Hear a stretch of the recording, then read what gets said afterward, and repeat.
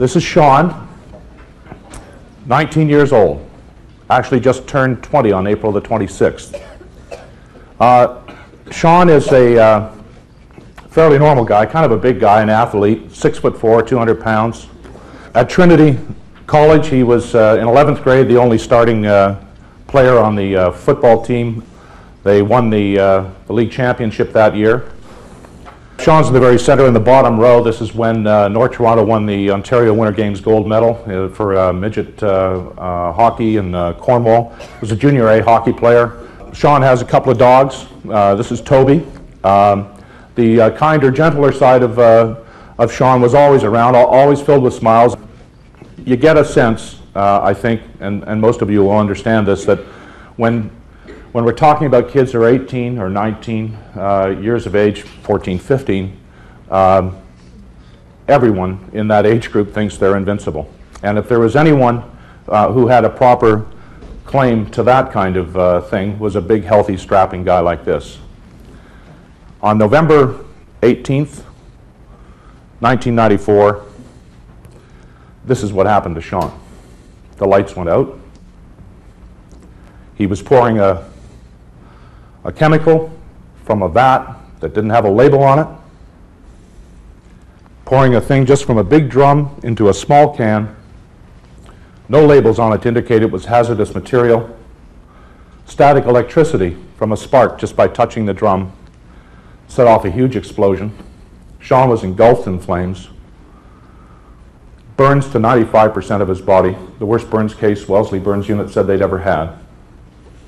He managed to live for 24 hours. And you should know that Sean is my son.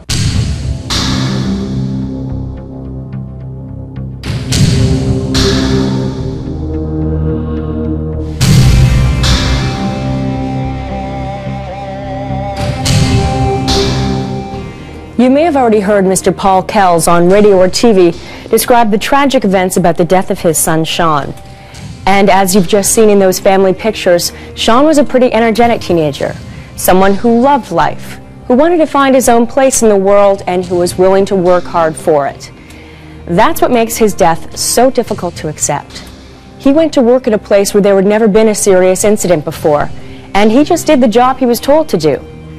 Unfortunately, he did not get any special training to handle that chemical. In fact, there were no warning signs or labels that even identified the liquid. He did not know of his rights or responsibilities under the law to be in a safe workplace. And he did not get a second chance. That's why we're taking the message behind this tragedy right into Ontario schools. Because everyone here is at some time going to go to work. It might be a summer job or part-time employment at first. Maybe others are going into a full-time occupation. You'll most likely want to make a good impression. Work hard, show that you can handle the job, prove that you can earn your pay.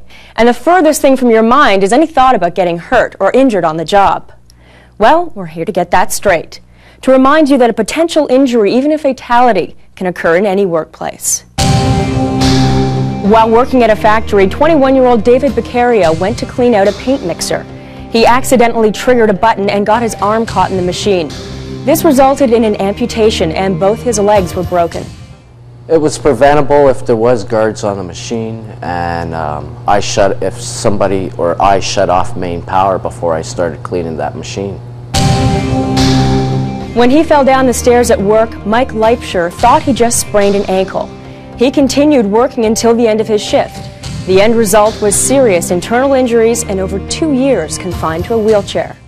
I wasn't aware that I had the right to say to my employer, I need to go to the hospital, I want to go now. The job seemed so promising to Rick Germain that he quit school. During one of his first assignments, he was told to go out and move wire cables. His right leg became entangled and was crushed by the force of a turbine winch. I was on the job approximately 3 days, and I was sent out to do a job that I wasn't trained for, and I was injured on the job. Martin McBride can't even remember falling from a house roof while window cleaning. A brain hemorrhage left him with loss of memory of the accident. from which he was rushed unconscious to Sunnybrook Hospital by air ambulance.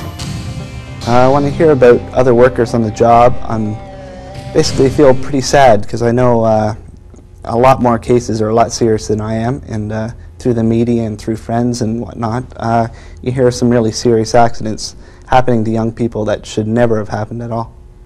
Here are some other reports we found of injuries suffered by young workers on the job. A student working at a summer job tried to remove a steel pipe cap from a large pressurized water container with a pipe wrench. As he did, the cap blew off, striking his head and knocking him unconscious. While operating a machine press, an 18-year-old girl got her arm caught. It was severely crushed and in hospital had to be amputated. A 22-year-old worker was inflating a tire on a line machine when the side of the tire blew. The reaction resulted in a serious arm injury and cracked wrist. A young worker at a meat processing plant slipped and lodged a boning knife in his stomach. He severed 2 arteries and injured his liver. A 16-year-old operating a stand-up forklift lost control and fell, crushing his foot under the forklift. A 19-year-old poured a liquid from a large drum into a smaller container. An explosion occurred, engulfing the worker in flames. He died the next day in hospital. How can you prevent something like this from happening to yourself or your friends? Well, let's start with your legal rights and responsibilities. There are 3 main points in the law: the right to know, the right to participate, and the right to refuse unsafe work. The right to know means employers must provide information, instruction, and supervision for workers to protect their health and safety. Young workers, especially those at their first job, need to know of any hazards as well as safe operating procedures. Look into the Workplace Hazardous Materials Information System, known as WHMIS, for a starting point. The right to participate encourages you to get involved in keeping your own workplace safe. This includes health and safety training, and virtually all workplaces in Ontario are required by law to be inspected monthly. And these inspections are carried out by members of joint health and safety committees or by worker health and safety representatives. Get to know these people and tell them if you have any concerns. The right to refuse unsafe work means that if you have reason to believe the work or the equipment used is likely to endanger yourself or other workers, you can refuse to do it. Report this immediately to your employer or supervisor and remain in a safe place while the problem is investigated. Responsibilities go along with your rights. Remember that there are consequences to whatever you do or don't do. It means no horseplay or goofing around. Always think safety first. It's a serious matter for you and the people you work with. If you see anything that looks wrong, speak up and tell your supervisor or tell your boss immediately. Don't wait until someone gets injured. You might get a job that requires you to wear special protective equipment. Join the team. Just look at pro football or hockey players. Put your gear on, whether it's boots, hard hat, gloves, eye or ear protection. Make sure your boss shows you how to use it properly and keep it in good condition.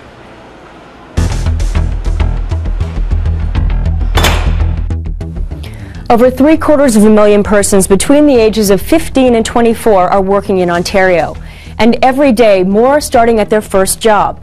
What's troubling is that many may begin with very little or no knowledge at all of health and safety. Don't wait any longer. That next job at a fast food place or restaurant, a gas station, a factory or shipping dock, at an amusement park or local business may seem like a great opportunity. But there may also be hazards present, so be aware of them. You have the right to be in a safe workplace. Make sure you ask about safe job procedures. Find out about any hazards associated with the job. If there are emergency procedures like a quick evacuation, get the details. No one should get injured, suffer an illness, or die from the work they do. Stay alert, look around. Know your rights and responsibilities. Remember, safety first. And to work smart, work safe.